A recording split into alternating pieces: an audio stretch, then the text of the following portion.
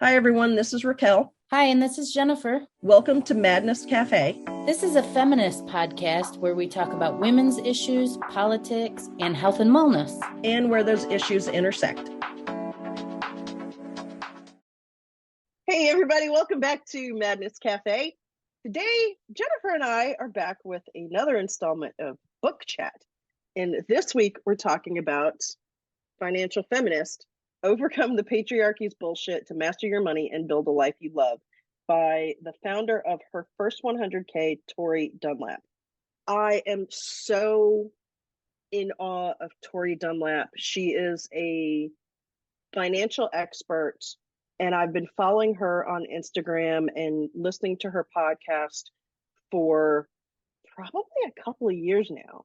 I think maybe even before we started Madness Cafe. She is fantastic. I love the fact that she approaches finances from a feminist perspective. And she wrote this book maybe about a year ago. Maybe it came out in January, and I bought it probably like in February. I've been wanting to read it. It's been on my nightstand since I bought it, and I had only read maybe I don't know, 8 pages. So this was partly my way of making myself finish the book. My first question was going to be, why did you pick this book? But you answered that, which is awesome.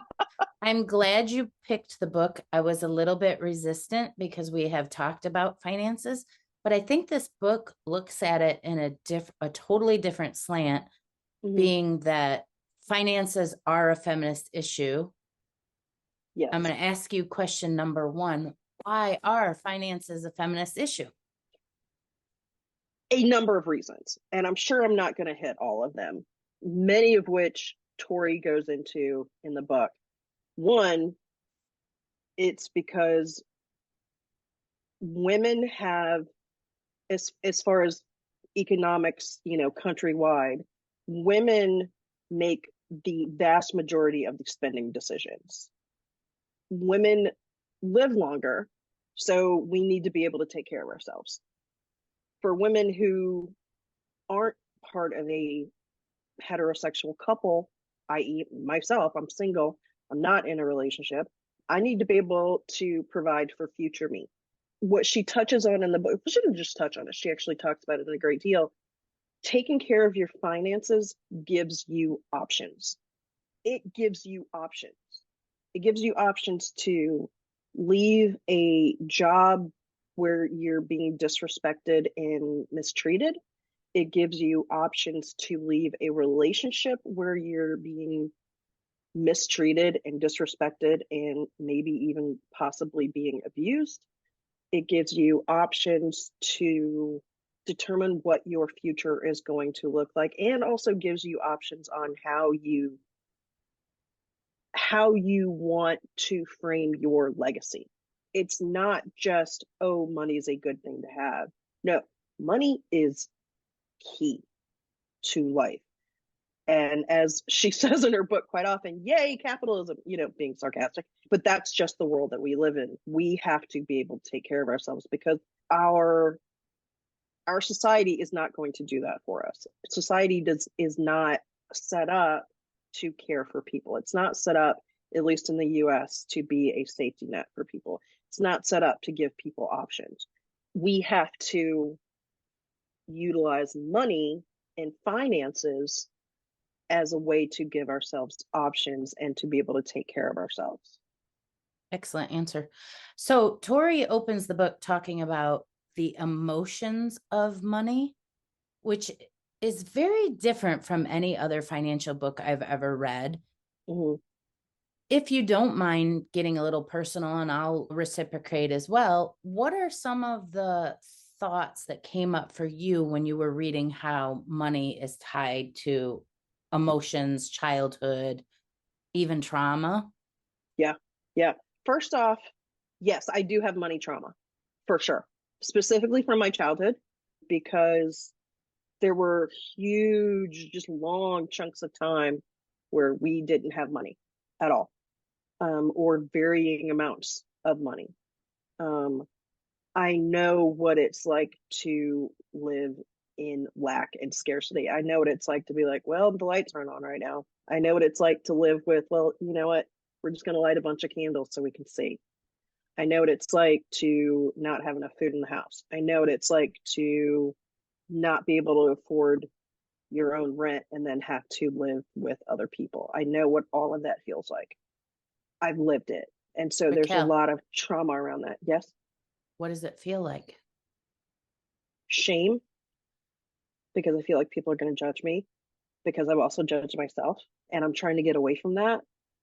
It feels very frightening because growing up, and hell, even as an adult, a lot of the time, talking about money means talking about what you don't have Mm-hmm. and what you can't do and why you can't do those things. It's a lack of control. It's a lack of opportunity. It's a focus on what you don't have and what you can't do. It's a focus on limits. And so there's a lot of pain in that. There's a lot of comparison in there. Comparison doesn't do anybody any good, but when you spend your life feeling like you're on the outside looking in, or you feel like you're an imposter and you're trying to pretend so that people don't know that you don't have anything, that leads to a lot of really, really heavy emotion, self-judgment, fear of judgment from others, actual judgment from others. I have friendships that aren't the same anymore because I have been judged about money. I have friendships that don't exist anymore because I've been judged about money or how I talked about it. Like Tori talks in her book about being open about money and talking about it. I mean, that's kind of the it's kind of the premise of her podcast and her book. Yeah. There's someone who I used to be friends with who actually told me, don't tell people you can't do something because you can't afford it, because that makes everybody else feel bad. Mm. And I was like, okay, so I'm supposed to just not do things and just make it seem like I don't want to be with people, instead of being honest and being like, hey, I can't afford this right now, so I can't do this. Yeah, such a strange request from a friend asking you to deny the authentic situation in order to perpetuate their comfortability. Mm-hmm.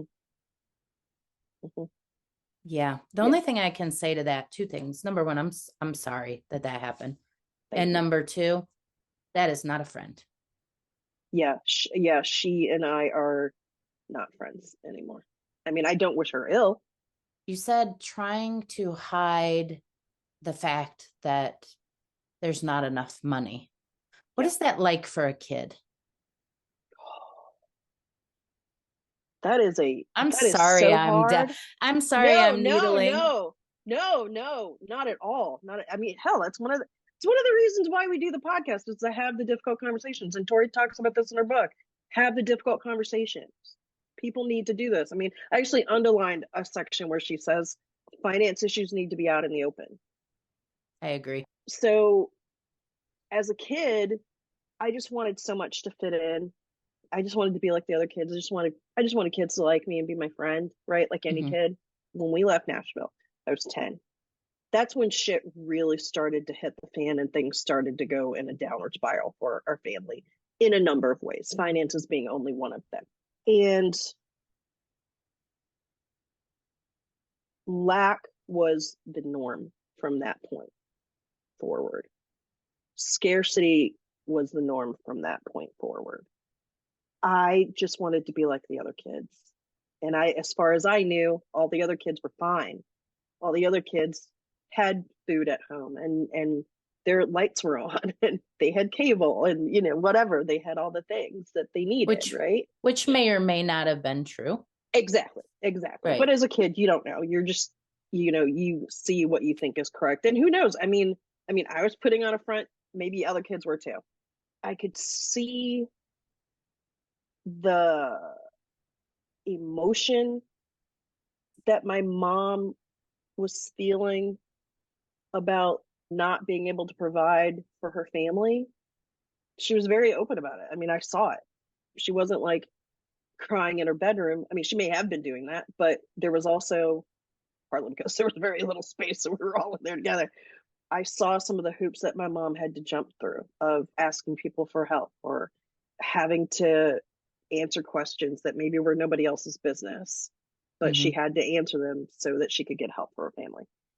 Going to school, knowing that you don't have enough at home, in some ways made school a refuge for me. That was my safe space. At school, I was away from everything at home. I was away from all the emotion and the lack and the scarcity. I was away from all that. I was with little kids who were my age, and I was smart. So I was with people who were telling me I was smart and who were lauding my mental abilities. And I was a good kid. So they were telling me I was a good kid. But also, there was school lunch. Ah, And I could just be. I could just be at school, learning things, reading books, playing with other kids, and not thinking about, oh, did the lights go out or was there a storm? You know, like if it was a storm, that's one thing because everybody else's lights are out too. let's pause now for a quick break. You're a business owner who cares more about people than profits, although you still want to make some money, of course. And that can feel mighty lonely. That's why I created Feminist Founders, a podcast that explores how to build a more equitable world through entrepreneurship. I'm Becky Mollenkamp, a coach and journalist, and I'm excited to bring you stories of people who, like you and me, are trying to change the business landscape for good. Check out Feminist Founders wherever you listen to podcasts. Welcome back to Madness Cafe podcast. So Tori in her book says these things that happen in childhood then affect how you handle money as an adult. Can you see the line of childhood through and explain that to us? Yes, because money is, and I'm trying to get away from that. Like I'm trying to evolve from that. That's why Not we're like reading hide these it. books. Yeah, exactly. Like I'm not trying to hide from that. I'm trying to grow from it and grow beyond it. I'm trying to learn, trying to educate myself, and I'm trying to make better decisions. For most of my adult life, I have not made very much money. It was basically doing what you can, what you got, living paycheck to paycheck, and not like living high on the hog. So that's why you don't have enough money. You bought too many lattes. It wasn't that. I literally had just enough to pay the basics, leading to why sometimes I had to tell my friends, I can't do that because I don't have the money right now. And that was a huge step for me to be able to say that to people because before I wouldn't have admitted to somebody that I couldn't do it because I didn't have the money. I'd have made up any other reason. And then they right? told you not to. Yeah. Yeah. Wow. Yeah. Yeah. And so because we are uncomfortable as a culture hearing the truth. Yeah. Yeah. Very much so. Yeah. Okay. Very much so. I have literally, like, even since childhood, I have presented myself in a way that people wouldn't look at me and think she's dealing with lack. She doesn't have enough to pay X, Y, and Z. My own mom was told to do that. I'm perpetuating like a generations long, I don't even know the right word, but because my mom would always say, her mom told her, just because you're poor or you don't have enough, you don't have to look like it. Comb your hair, press your clothes, make sure your clothes are clean. Don't have strings hanging off all over the place. Present yourself a certain way, right? Keep your stuff nice. Shine your shoes. Take care of what you have. Exactly. Don't throw it on the floor. Exactly. Yeah. That's been my through line. I mean, yeah, I like nice things and I want to look pretty and I want to look nice. I mean, yes, that's part of it, but it's also don't look like your circumstances. Don't look like you don't have things. Mhm. Present yourself a certain way. It's that mask that we've talked about before. It's that mask. Now that I am in a position where I have my own place again, it's time for me to take, because some of this I already knew, right? Some of this I already knew, but the way that she puts it, there's no shame in it, No. right? Like when we talk to Sandra Davis, Mhm. there's no shame. Shame No. doesn't help anyone. So I'm trying to move beyond the shame and take the information that thankfully Tori puts in a very specific and concise and accessible way. This makes sense to me. And not that the other explanations didn't make sense to me, because I'm smart. I can figure shit out. But when I'm already trying not to short circuit emotionally, That's why I think she starts with the dive into the emotions. yeah, How has this impacted me? How is it continuing to impact me? Yep. And can I work through that so that I can do these things I already understand? Yep. And because she then puts it like boom, boom, boom, here you go, Mm-hmm. and uses real world examples. I'm sure some of these are kind of made up, composites or whatever, people that she knows. Maybe. And some of them are, people who are in her community, people who follow her and read her book, listen to her podcast. They are examples that I can relate to. And it's like, oh, okay, I can do X, I can do Y, I can do Z. This is doable. In her book, she explains what you were just talking about, that the narrative that talking about money is impolite, Mm-hmm. that narrative is a patriarchal construct, which really kind of hit me because, and I'll go into it a little bit more, but I'm very curious about your take on that. We have been taught since we're very young, oh, you don't talk about money. You don't ask Mm-hmm. people how much they make. You don't Yep. ask them how much they spent for groceries. That's a patriarchal construct. How did that concept hit you? Because that one hit me like a ton of bricks. Well, it makes sense. Of course it is. Of course it is. Yeah. Because if you know that somebody else is making more than you, it's just going to piss you off. Doing the same job. Doing the same job. Yeah. Because that has happened to me. It's happened to so many people. Yeah. And it's not like either of us were making much money, right? It's not like I didn't want this girl because she was literally fresh out of school. I mean, she was young. And I was like, wait a minute. It's not so much that she's getting paid more. It's that neither one of us is getting paid very much money, and it makes no sense. And the employer thinks, and I'm gonna be honest, I've been in this position as a manager, giving people raises. Please don't talk about your raises to other team members, right? Why do we do that? Why? And that was just something I was taught, and I followed along like the good little coworker. Don't talk about your raises. We don't talk about that. That's gauche, Yeah. But why do we say that? Because they're not the same.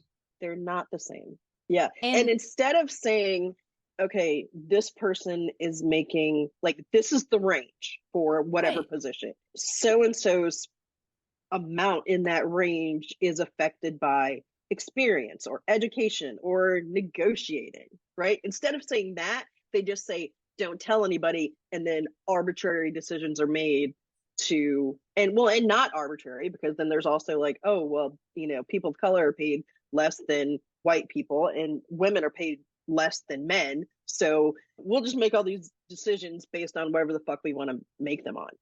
I remember in past employment years ago, I worked for a company that had raises that happened once a year, and everybody across the board.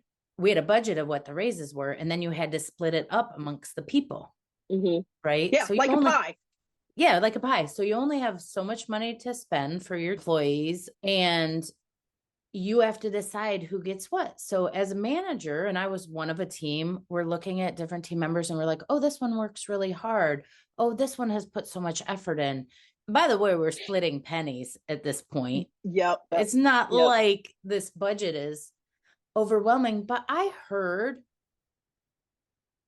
I'm trying to remember if this came just from male managers, and I believe it did. And I am not trying to male bash, but I heard people say things like, oh, but he has a family he needs to take care of. We need to give him more money. Yes. Well, and Tori talks about that in the book. Same fucking job with the same effort. How do we know that that one without a family doesn't have a mother they're taking care of? Exactly. And it doesn't matter. It's the same job. What if they want to go skiing?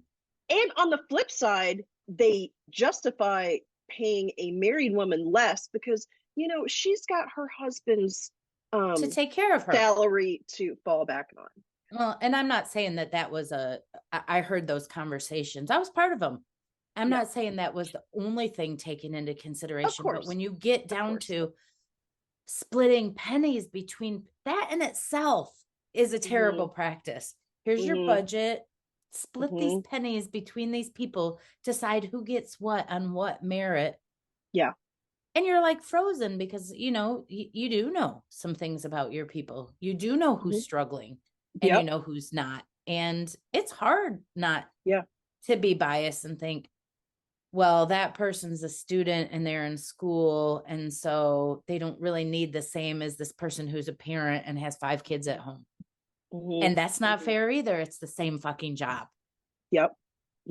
Exactly. So the student deserves, I mean, I've been in those decisions. I know how hard that is to not let your bias come in. And I certainly have let my bias come in. Yeah, that's hard. I mean, that's just part of being human, right? How are you not going to be affected by knowing other people's stories?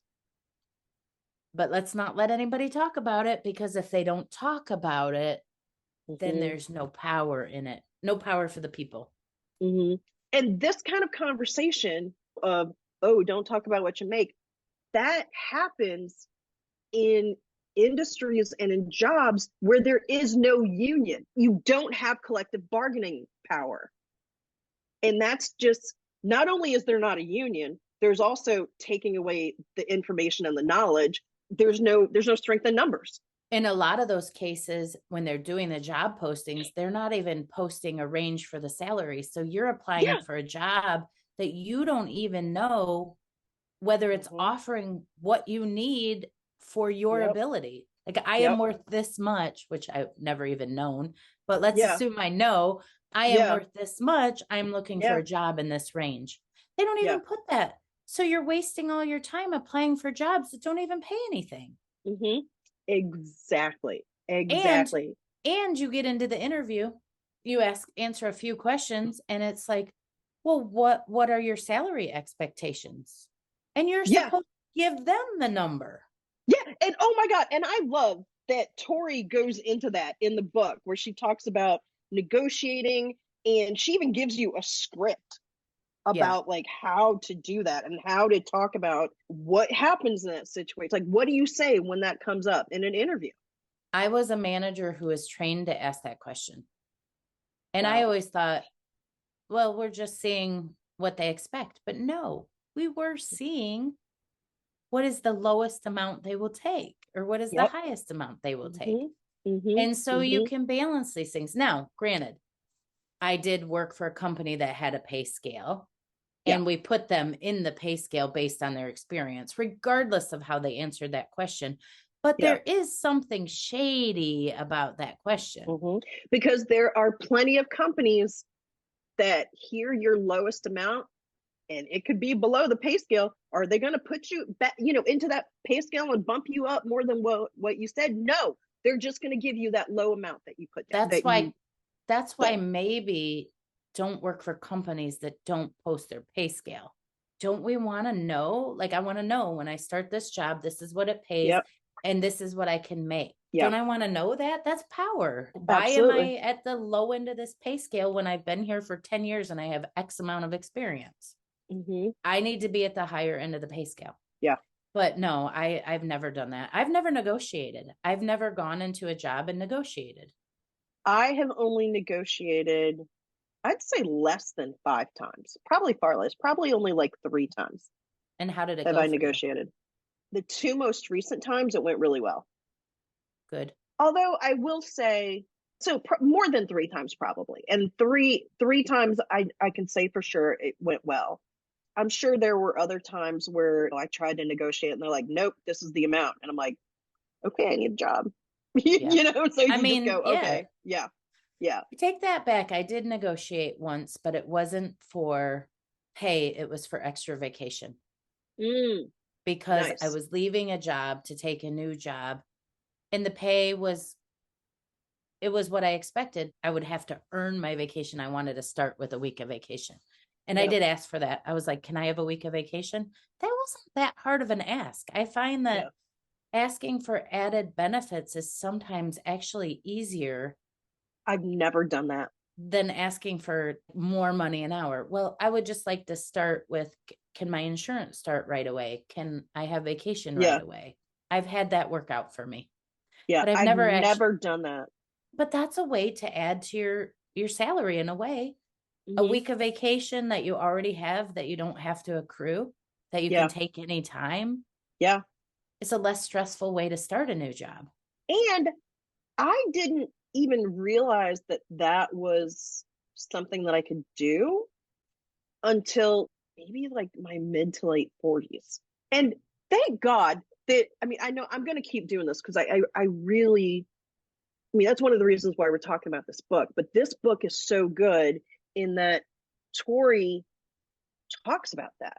Because, like I said, there were situations where I would try to negotiate for more money, and they're like, nope, this is what the amount is. And I'd be like, oh, okay. And then I'd be like, okay, see you Monday. Right. Like, it didn't even occur to me to go, okay, well, let me try to negotiate more vacation time. Would you be willing to give me a week of vacation already accrued before I start, so I don't have to accrue it? That's an excellent question. Yeah. So on page 85, Tori says, our finances cannot get better unless we do something about it, which is a call to action. I'm curious, how did that sit with you? And did it make you feel like, okay, I got to put action behind my reading, my words, my education? I got to put action. And if so, what kind of action? I think I've always known to some extent that making more money was kind of based on things that I could control, sort of. What skills do I have? What knowledge do I have? How do I present myself? That sort of thing. But then there's also the stuff that's not under my control. Like, I don't make the decisions in a company. I don't control who's going to call me in for an interview. I don't control the larger systems that are in place to keep me in a certain place. Did you say capitalism? Capitalism, patriarchy, systematic Racism. oppression, racism, true. Well, okay, that's the topic. Money and systematic oppression. How does it affect us? Because everyone, okay, the American dream. You just work really hard and you're pulled up by your bootstraps. Yeah, it's and not then, real. and you retire and then you do all your things. And I'm like, no. I don't want to wait till I'm retired to do stuff. I want to do stuff now. And I don't necessarily want the American dream. Like, I don't want the 2.5 kids and, a house with a white picket fence.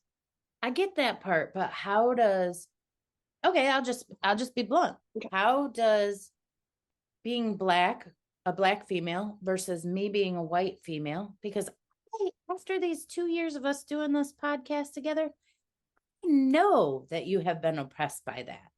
Mm-hmm. I know that. Mm-hmm. Help me explain it to the people who are listening. How is money more specifically, how are your finances affected by the fact that you are a Black woman? Being a Black woman, there are opportunities that are not available to me because of the color of my skin and because of my sex, my gender, because of systemic oppression. There are things that are not available to me. Just looking at me on paper without my face, I went to Vanderbilt undergrad. I went to University of Minnesota Law School. You would think that I would be sitting on top of the world. I'm not. Yes, part of that is because maybe I made some stupid decisions. Sure, I admit that. I made some uninformed decisions. Yeah. But there are also some things that have not been in my reach because I didn't have, and I mean, my connections are better now, but I didn't have the connections from childhood that would have put me further along. I didn't have the family connections. I didn't have the school connections necessarily, before I got to undergrad. Did you have to take loans to pay for your school? Oh, yeah. Yeah. Oh, yeah. Yeah. Thankfully, undergrad is paid off now, but who the hell knows when law school is going to be paid off? I don't know. I honestly don't fucking know. But the connections, and I wasn't even, I think hopefully people are taught how to better utilize connection. Okay, they're not. Okay. But I wasn't even taught how to utilize the connections that I was making to sort of like make up for time lost. Certain group of people are taught how to utilize connections. I think this is part of the structure of big money, the structure of politics, the structure of capitalism, racism, everything we're talking about. I think there are certain families, kids that go to private schools. Their counselors, their sole job is to bid them out to colleges, to get them in the right place with the right scholarships, with the right, probably no financial aid. Either their parents are paying for it. Maybe I'm being not fair. Maybe there is some financial aid, but mostly we're talking about scholarships and their parents paying for their college, and they're going to colleges that lead to the pipeline of good jobs with people that you already know. I think about this with my own kids. We don't really know how to apply for the right school with the right, we don't know how to do, we have to talk to a counselor in the public school that has 200 kids that she's looking over. There's not one single person bidding my kids out to the school, getting them in the right program and the right spot to meet the right people. That's not a reality. And so I don't have that privilege, and my kids don't have that privilege, but I do have generational privilege in that. And you and I have talked about this before. I've always had a safety net. So when I got a divorce, my dad said to me, I know things are okay. If they ever get bad, you and the kids come and live with me. I will take care of you. That is a safety net. I knew that I had my dad. I knew that I had my mom, that no one was going to let us starve. And because of that, I could take risks. I could quit my job and try for a higher job. But if you don't have a safety net, you can't do those things as easily. I have rarely had security to take risks. Exactly. Rarely. Maybe twice in my life have I had even like a tiny bit of security to take a risk. And even in those situations, that safety net had a time limit on it. Like that safety net was very tiny and limited. And like the whole thing from like Mission Impossible, in 60 seconds, this message will destroy itself. In like X number of whatever, that safety net would cease to exist. And those kind of things knowing in the back of your mind that you have a different option allows you to be a different person. Mm-hmm. And the It other gives thing, you a confidence and a freedom and it gives you a whole other type of, well, like you said, personality. and the other thing that I found really striking about this whole money and systematic oppression is probably something people don't talk about a lot. And I don't remember if Tori talked about it on her podcast or if she talked about it in the book, but she was talking about her own student loans and how she didn't realize when she was young that they were privatized loans and that she was basically every year getting, like, let's say she took out $10,000. This is hypothetical. This is not what she said, but she took out $10,000. She was making the payment, which was part of the interest, but it wasn't all of the interest. So then 2 years later, when she looked at that loan, she now owed $12,000 that she had been paying. She did not understand how her loan actually worked.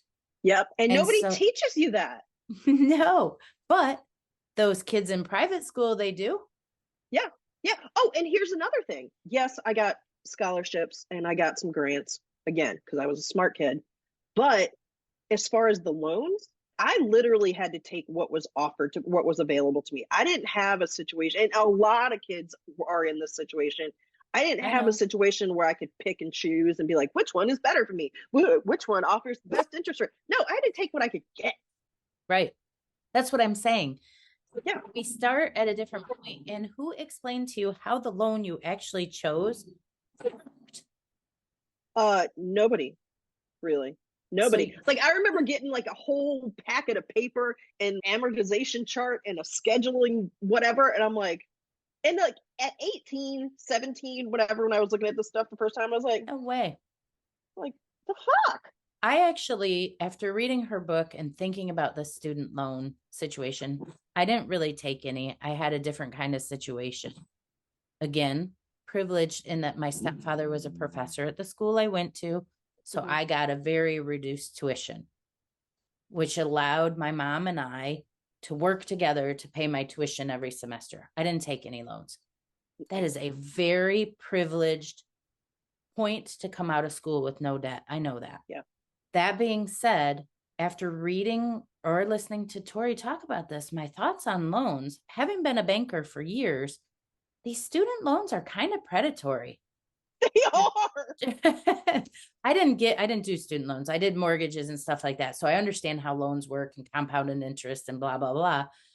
But if I had been a 17, 18-year-old taking out a loan and people are telling me, you got to go to college, you got to get an education, you need to take this loan. And they say, oh, just borrow $30,000 a year.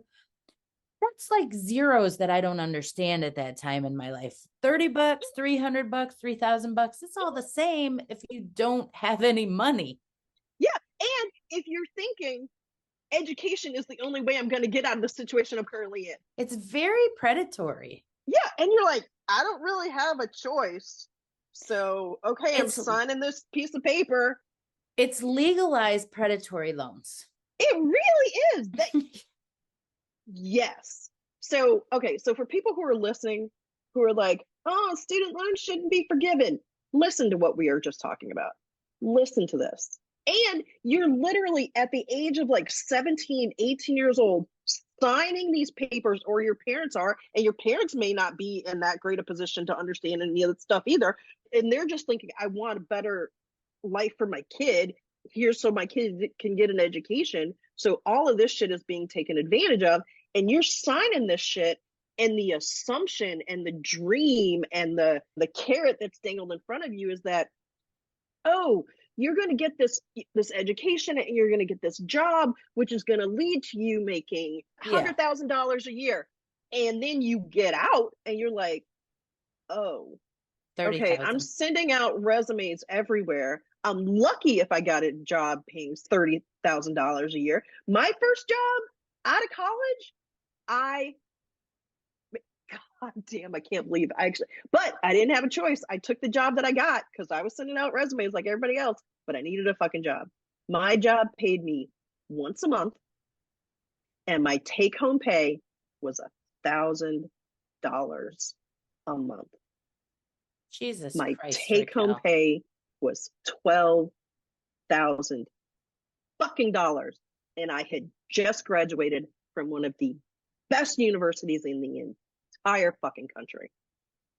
Yeah. Okay, I don't have much more to say about that. Okay, I don't either. I mean, I could, because there's a lot. There's a lot right here, right under the surface, right sitting on my chest. Okay, I'm going to completely change the subject. Sure. Because I think we hammered that home. Yeah, we did. Chapter 5, yes. She starts talking about investment. Yes. And this is where I started to really get interested in the book, because like I said, I was a banker and I understand loans and yada, yada, yada. I'm not saying that all of that information wasn't important. It's really important to understand your finances. And I have been working on teaching my girl children much more about their finances. Good. Because women and girls can understand their money. Yes, we can understand our money. Thank God. And thank God for Tori Dunlap for putting this out here to help more women and girls understand their money. So in chapter 5, she starts talking about investing, and she talked about ESG investing in particular, which is environmental, social, and corporate governance investing. And the goal for that type of investing is both to generate financial gain and social change at the same time. And this is something I have been thinking a ton about. So anyone who's interested in this, read her book, listen to her podcast. There's lots of information on it. And one of the things I found out through the reading of this is if you're investing in mutual funds, and I know for some people this is like, don't talk to me about mutual funds. I don't know what that is. She explains it all in the book. But if you're investing in mutual funds and you're breaking down who you're actually, a mutual fund is like a combination of different companies. You're investing it's a collection. It's a collection. Yeah. But if you pick a mutual fund and let's say Exxon Oil is one of the members, you can ask them to remove that fund from your mutual fund. So you can actually study all the companies that are in there and in a way pick and choose the one you want and still have a mutual fund. Yeah. So you could say, I really don't like this company's business practice, Amazon, and not put your money towards that. You can choose that. Yeah. However, Amazon probably will make you huge profits. And I'm not telling any woman or other person not to go where the huge profits are. But if you're at the point where you can start deciding a little bit, you can maybe give up a little bit of profit to do a little more social change. Maybe some of these companies, in my opinion, the more we start to invest in them, maybe they will become more and more profitable, and we can stop investing in big banks and Exxon Oil, and I'm picking on them, but there's a lot of companies I don't like. What's that clothing company? Shein? Oh, yeah, Shein. Yeah. I don't want to invest in them. I don't want to invest in fast fashion. I don't want to invest in companies that are using child labor to make their huge profits for white men sitting in big corporate offices. I don't want to put my money, and this is coming from someone who can decide now, maybe to do that, which is a point of privilege. Yeah. So I want to acknowledge that. Yeah. We may not be there, but if we are there, she does teach us in this book how to start making some decisions. I have always told my children, one of my favorite sayings is you vote with your dollars. Every dollar is a vote. Where you put that dollar, be intentional where you put that dollar. And sometimes intentional means I need to keep the lights on. I need to feed my kids. I need to buy the cheapest notebooks that I can buy so my kids can go to school. And sometimes that changes and you can make different decisions. As I get better with following the kind of financial plan and budgeting that Tori puts forth, because I really do want to follow this, because I like the way she puts things in her book, and she takes the shame out of it. It's very concise and to the point, which I like. yeah, once I get to a point, I do want to be a little more intentional about where my money goes as far as like investments. Like I will start doing that eventually. And I'm going to not beat myself up about not being able to do that right now. Good. Because I will get to that point and then I will make those decisions. So we're talking about like different investment funds and, you know, whether or not you want to do the ones that are, you know, socially conscious and that sort of thing. Crooked Media, which is the sort of umbrella group for other podcasts like Hysteria, Pod Save America, Pod Save the World, those podcasts, the two guys who started it were speechwriters for President Obama. And one of the things that Crooked Media did, and I think it's probably still in place, and it didn't even occur to me to look this up before now because it literally just popped into my brain, is they have a fund that they point people to. It's not something that they specifically control, but it's just like a fund that they are aware of that has socially conscious companies in that investment fund for other people. Fantastic. So another avenue for people who are listening, go to crookedmedia.com and look at, I mean, you'll have to do a search, but search for whatever that fund is. And that's another one that has sustainable and socially aware companies in the investment fund. I'm going to look up that myself. Yeah. So in the book, Tori quotes a lot of other financial experts, and she follows this guy, Tim Nash. He's a certified financial planner and founder of Good Investing. He says, quote, if you're voting and lobbying and participating in democracy, but are investing blindly in the stock market, then to me, there's a disconnect. I believe most people would be comfortable paying slightly higher fees, having slightly less diversification, and having a little bit more deviation from that benchmark in order to align their investments more directly with everything they're doing in the rest of their lives and with their vision for the world that they want to retire in. And so that really speaks to me. Also, one of the things that Tori says, which I think is really important, people think investing is for the rich. Yeah, I know. I thought that for the longest time. Right. Investing is for everyone. You don't have to have a ton of money to invest. You can start small and build it. It doesn't have to be, I need to put away $500 to $1,000 a month. $50 can be, $25 can be the start. Investing is not just for the rich. The rich get richer because they know how to invest. Investing is not like gambling. Investing has a track record that proves that if you do it for the long haul and you're not playing buy and sell every day, you're investing your money into something that's reputable. Over the period of the lifetime, they are shown to grow. There's evidence-based investing. It does grow. If you can do $10, do $10. So kind of taking a step back from that and kind of going in between the investing to make quick money or investing for the long term, Tori makes the distinction that, yes, investing is for the long term. This is not money that you're going to need access to in like 2 years or 5 years. This is stuff that you're putting away for like 10, 20 years. Your retirement.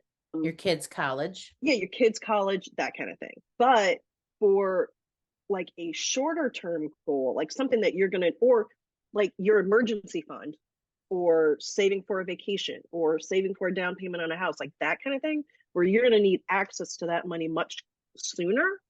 She talks about the high yield savings account, which that is amazing because literally, I think the first time I heard about a high yield savings account was on her podcast when she mentioned it. And I was like, what the hell is that?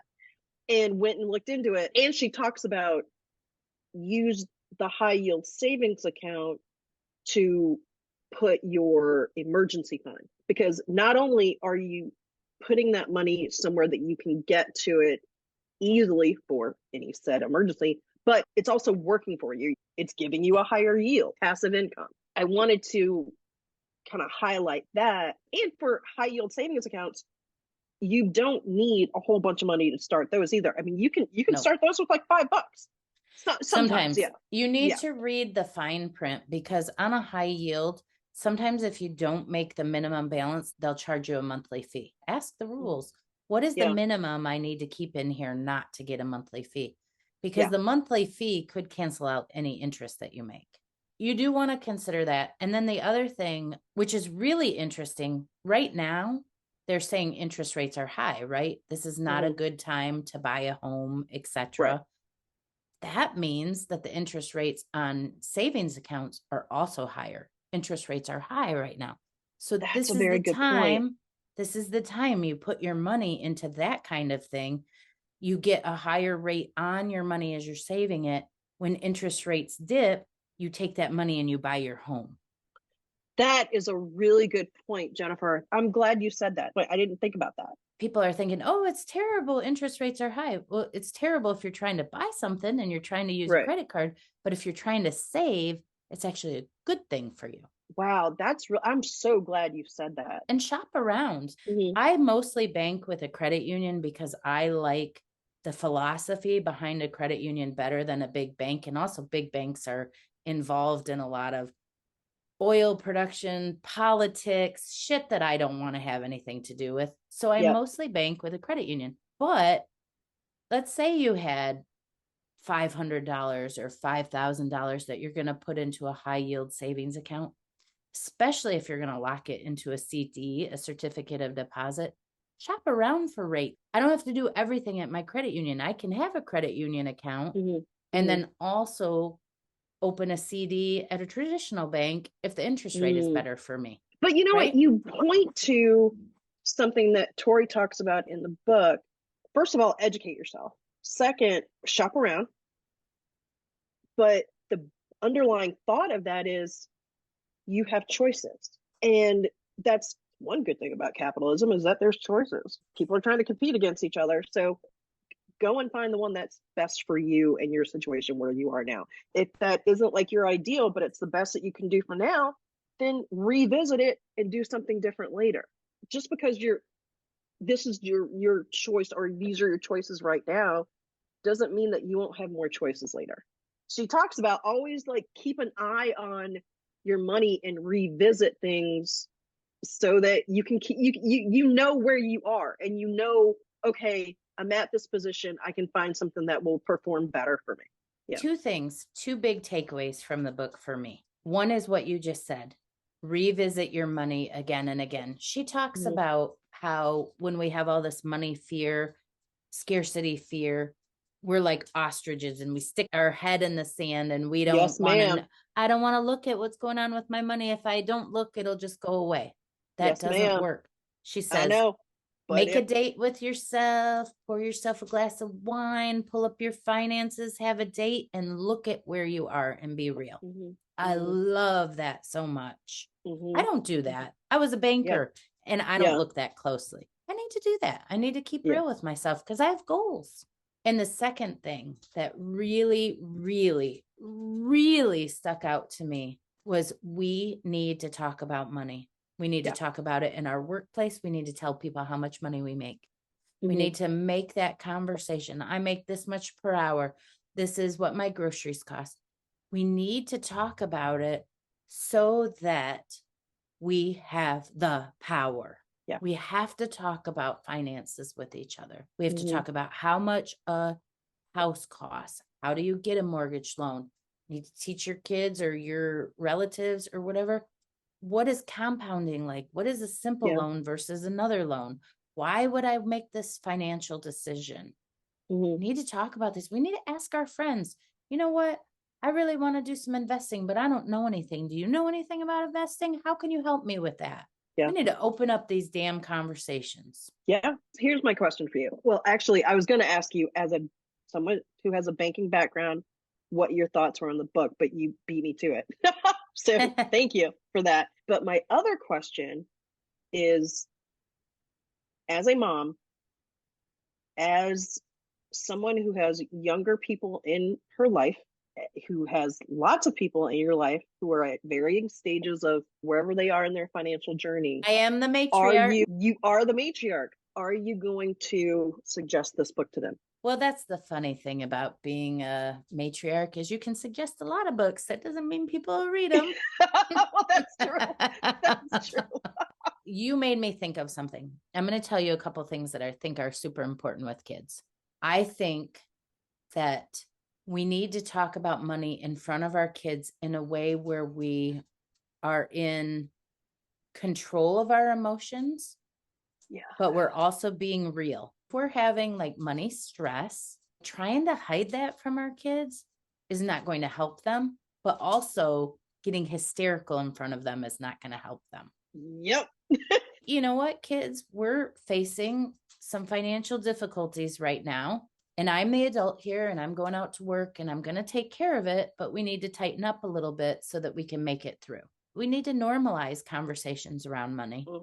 We also need to say things like, you know, kids, I know we want to go on a vacation to Cancun this year, and this is what it costs me to do that. And in order to do that, I really don't want to spend a lot of money at Christmas. And I mean, this is a real life example for me. Yeah. I don't want to spend money on Christmas anymore because I feel like we buy a lot of things for each other that we don't really need that actually end up in a landfill 5 days after Christmas. I don't want to do that anymore. I'd rather go to Cancun. That's a real life conversation. This is what it costs. This is what a plane ticket costs. This is how many hours of work. Yes. Take the negative, scary emotion out of it. Just be like, here's what it is. Here's where we are. Here are the facts. We're a team. We're going to work together. We might not be eating steak this month. We might be eating more ramen noodles than normal, but we're going to make it through. We're going to make it through, kids. We might have to ask for help. We might need to go to the food pantry and get some supplemental food. But take out the I'm your panicked mom because I am in charge here. Yes. Being older now and knowing more and understanding more, I can look back at my mom going through all of that. I used to carry a lot of anger around that. Like, why didn't she make better decisions? Why didn't she approach this with less emotion? Why didn't she blah, blah, blah, blah, blah? Like all the bullshit. But I get it. You know what? She was doing the best that she could with what she had. Yeah, maybe she should have had the conversation with less emotion. But she was doing the best she could with what she had. And we were always safe. We were always safe. And did we starve? No. I mean, were we a little hungry sometimes? Well, yeah. We were always safe. We weren't starving. We got great educations. We're good people. We have good hearts. We didn't hurt anybody. And we always knew, and that continues to this day, that we were loved then, we are loved now. Yes, I wish my mom had done certain things differently. You know what? She's human. She did the best she could with what she had. She's got a good heart and she loved her kids. Now, as an adult, it's on me to learn the things that she didn't know to teach me. With she grace, didn't know all this Raquel. stuff to teach me. Huh? With grace. Yeah. Be nice to my friend Raquel and do it with grace. Yes, I'm trying. That is a lesson I have to continue to learn on the daily right now. It is not my knee-jerk reaction yet to give myself grace, but I'm getting better. Yeah, you are. I'm getting better. The other thing I think that's really important as a parent is to help your kids open a checking and savings account. They don't show them anything in school anymore about balancing a checking account because nobody uses the register anymore. All kids see is they stick that card in and money comes out, or they get gas, or they get food. They don't actually know or see. They don't hold the cash like we used to. Yep. So they don't understand the balancing of a checking account. So like really kind of walking that through with them. And then also my third piece is like, if you can get your kid's name on your credit card, if you have good credit, if you don't have good credit, don't do this to your kids. But if you have good credit, add their name and social security number to your credit card so that when they are applying for their first loan, they already have good credit. they will have your credit. Smart. That is a generational thing.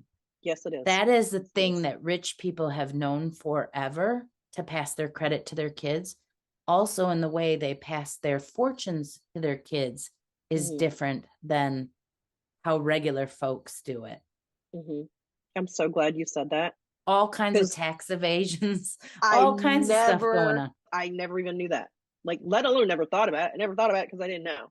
I am so glad that we're having this conversation. And like other conversations that we've had on the show, it kind of leads to more things. It's like it opens Pandora's box, right? Like there's more things to pull out of it. So much. One thing that I really, the many things that I like about Tori's book is that she calls out so many people that she knows in different areas of finances who are doing great work. I've already saved in my phone like a bunch of the people that she mentions, because I'm going to go and start looking into their stuff. I'm going to start following them. This is opening up a whole world for me of people who talk about finances in a feminist, intersectional, real world way. She talked about goals, intentions, and manifestations.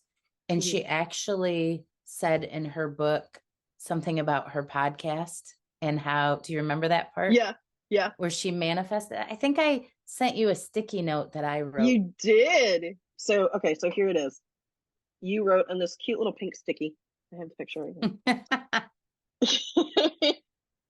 And it's funny because in places where you wrote 100,000, you wrote a dollar sign. And I wondered if that was intentional. That was intentional? Okay, so I'll read it. I don't know if it was intentional. Actually, when I look at it, it makes sense. Okay. All right. Well, I'll read it as if this was intentional.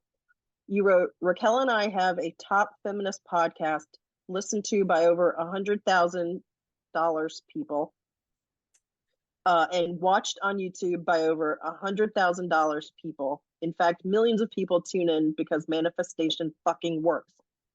Exclamation point. And I think so. My thought was that you put the dollar sign, the $100,000 like dollar sign, to manifest us making $100,000 and having 100,000 people listening and watching. That's what I was thinking when I read it. Okay, cool. My thoughts were like, we have this audience that we're helping and we're turning them on and we're making money. Yeah. Manifest it, baby. Manifesting it. Putting it out there. Opening and receiving into it and just bring it in.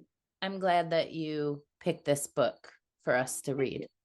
Thank you. I am too. One thing that I really, really like about this book and the way that Tori talks about money is it takes the shame out of it. Yes, as I'm sure people could hear in the beginning of this episode, the shame is still there for me. It's less than it used to be, but I'm getting there. I've tried to follow other financial leaders, and I would always kind of walk away from it like, well, I'm a piece of shit. And Tori does not make me feel that way. The way that she couches the information and her advice, I do not feel that way. The shame that I continue to have is residual. It is not somebody adding to it. For other people who are dealing with any sort of shame or negativity or lack or anything like that around money, do not fear reading this book. This book will help you in countless ways. Thank you so much, Jennifer, for reading this book with me and then coming on here to talk about it with me. I really appreciate that. Thank you. Thank you, Tori. Thanks, Tori. Thanks, everyone, for listening today. We will be back with more Madness Cafe next week. You can find us on Instagram at Madness Cafe Podcast or email us at madnesscafepodcast@gmail.com. Bye.